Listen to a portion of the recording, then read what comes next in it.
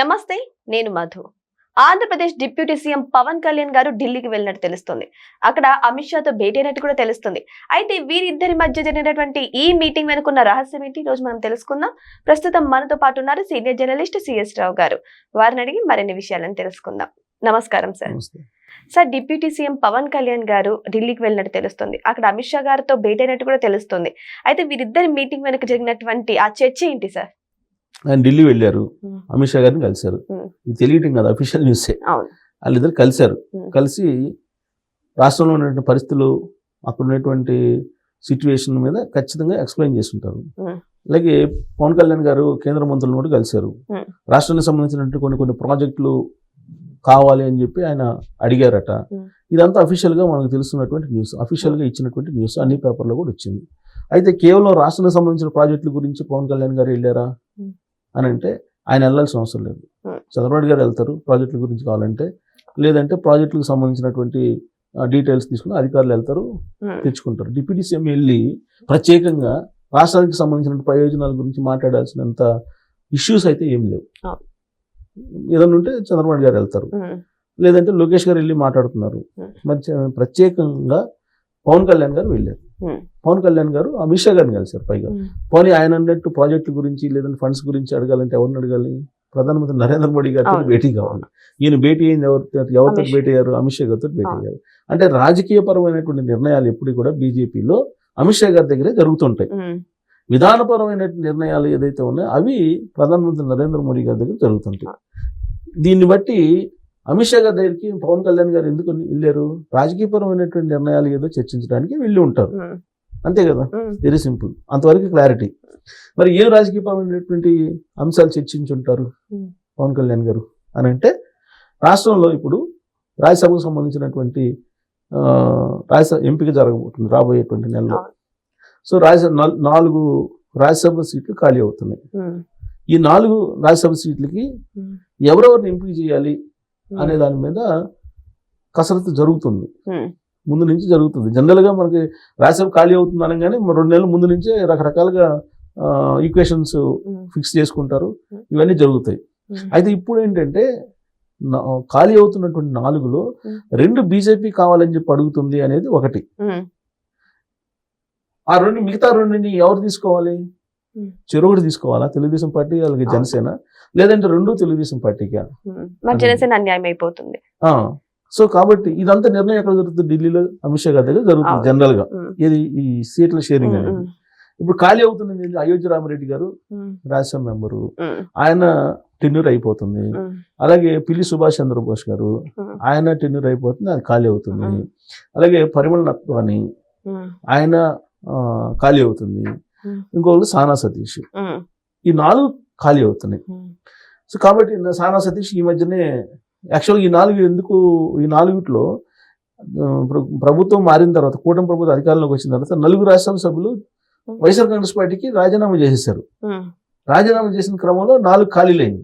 ఈ 4 ఖాళీల్లో ఒకటి సానా సతీష్కి ఇచ్చారు. సో కాబట్టి ఆయనకి మళ్ళీ ఎక్స్టెండ్ చేసే అవకాశం ఉంది సానా సతీష్కి. అది తెలుగుదేశం పార్టీ కోట అయిపోయింది ఒకటి. ఇక 3 ఉన్నాయి. ఏమున్నాయి? అయోధ్య రామిరెడ్డిది, అలాగే పిల్లి సుభాష్ చంద్రబోస్, అలాగే పరిమళ నత్వాని. సో పరిమళ నత్వాని ఎవరు? ముఖేష్ అంబానీ, అంటే రిలయన్స్ గ్రూప్ సంబంధించిన అతను పరిమళ నత్వాని.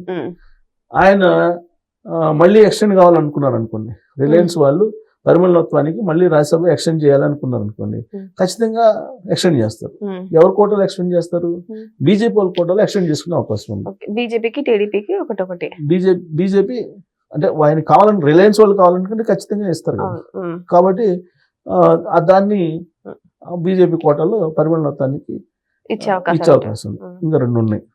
ఈ 2లో బీజేపీ వాళ్ళు అంటున్నారు నాకు 2 కావాలంటున్నారు. ఒకటి పరిమళ నత్వానికి పోయింది, ఇంకోటి కూడా కావాలంటున్నారు అని చెప్పి అడుగుతున్నట్టు ఢిల్లీ వర్గాల్లో చర్చ జరుగుతుంది.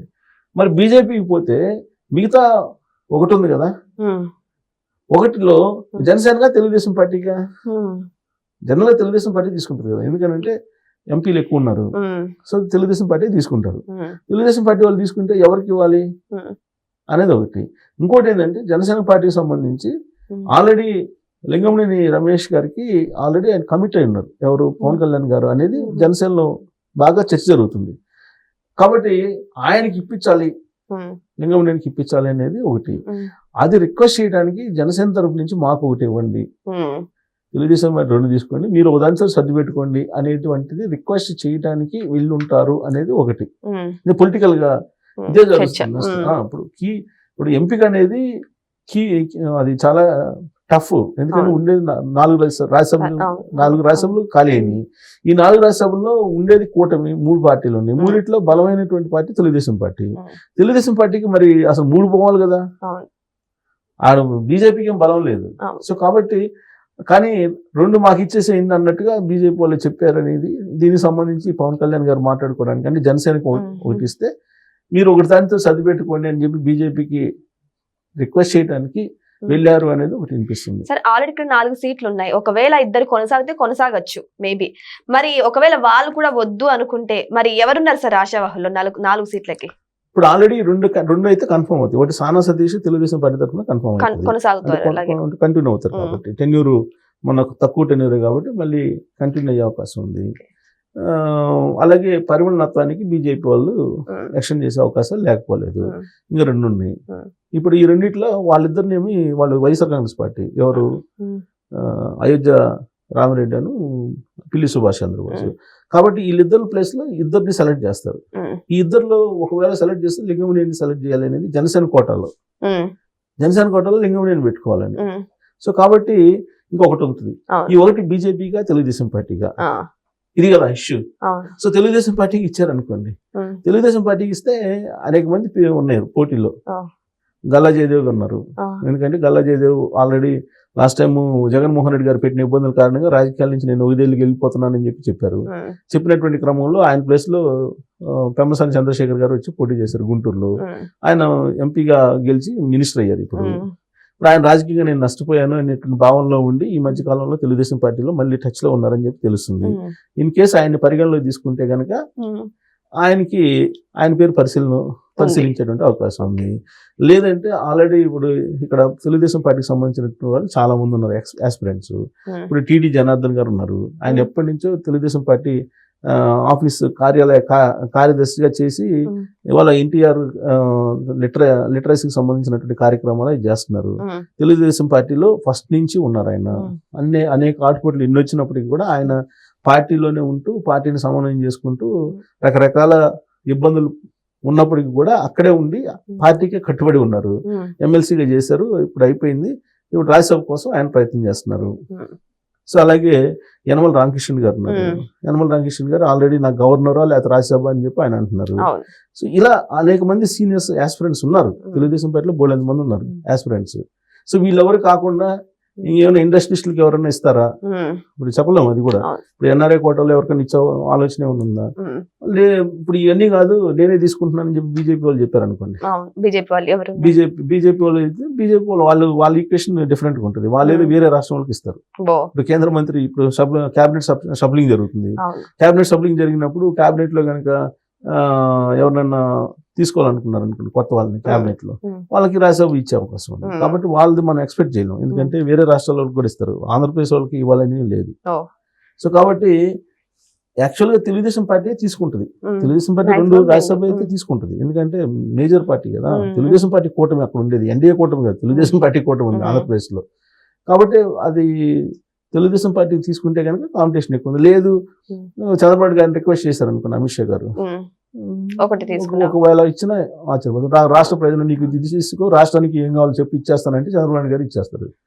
కాబట్టి ఈ డిస్కషన్ మీద పవన్ కళ్యాణ్ గారు ఇల్లు ఉంటారేమో, లేదంటే జనసేనకి తీసుకుందాం. జనసేనకి తీసుకుంటే కనుక ఆల్మోస్ట్ లింగంనేని గారికి ఫైనల్ అవుతుంది. సో ఒకటి పర్సనల్ గా అది రిక్వెస్ట్ చేయడానికి వెళ్ళారు అనేది ఢిల్లీ వర్గాల్లో బాగా వినిపిస్తుంది. ఇది పవన్ కళ్యాణ్ గారు వెళ్ళడానికి కారణం.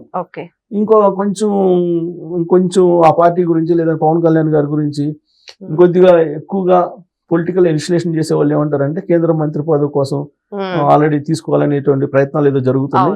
పవన్ కళ్యాణ్ గారిని అక్కడ తీసుకుంటారు, కేంద్ర మంత్రి చేసి ఆయన సౌత్ లో ప్రచారం చేయించుకునే దానికి ప్లాన్ చేస్తున్నారు రాబోయేటువంటి ఎలక్షన్ అనేది ఇంకొంతమంది చెబుతున్నారు. ఏదైనా సరే పొలిటికల్ ఇష్యూస్ మీద మాట్లాడటానికి మాత్రమే అమిత్ షా గారితో ఆయన భేటీ అయ్యారు అనేది మాత్రం మనం చెప్పొచ్చు. అది ఏం మాట్లాడారు అనేది మన ఇద్దరు మాట్లాడుకున్నది 3వ వ్యక్తికి తెలియదు కదా. అలానే వాళ్ళిద్దరు మాట్లాడుకుంది వాళ్ళిద్దరికి చెప్పాలి.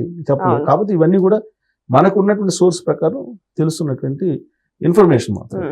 సో ప్రధానంగా ఫస్ట్ ప్రయారిటీ తీసుకుంటే రాజ్యసభ సభ్యుల గురించి మాట్లాడటానికి వెళ్ళారు అనేది మనం పరిగణలో తీసుకోవచ్చు. రెండు ఏంటంటే రాబోయే రోజుల్లో కేబినెట్ ప్రక్షాళన జరుగుతుంది కాబట్టి కేంద్ర కేబినెట్ దాంట్లో ఈయన తీసుకొని సౌత్ లో ఆయన కీ రోల్ గా చెయ్యాలి అనేది ఒకటి. సో ఈ అంశాలతో పాటు రాష్ట్రంలో ఉండేటువంటి పరిస్థితులు, కేసులు, కల్తీ నెయ్యి, అలాగే పరకాణి కేసు, లిక్కర్ కేసు, వీటి గురించి కూడా ఖచ్చితంగా ప్రస్తావన వచ్చి ఉండొచ్చు.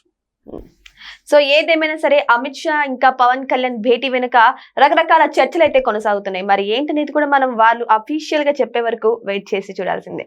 Thank you so much. Thank you.